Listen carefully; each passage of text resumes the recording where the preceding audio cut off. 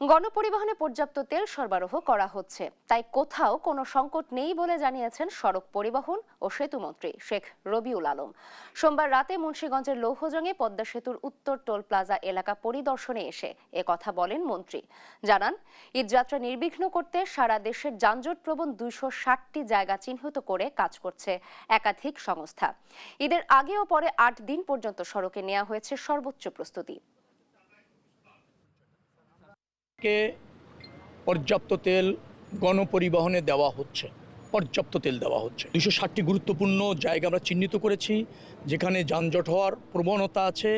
সেখানেও আবার highway police, ওখানকার স্থানীয় পুলিশ, আমাদের বিআরটির কর্মকর্তারা যারা আছেন, পরিবহন মালিক সমিতি অথবা আপনার যেটা শ্রমিক সমিতি, তাদের কিছু ভলেন্টিয়ার আছে, আমাদেরও প্রশিক্ষণপ্রাপ্ত কিছু ভলেন্টিয়ার আছে, তারা কাজ করছে।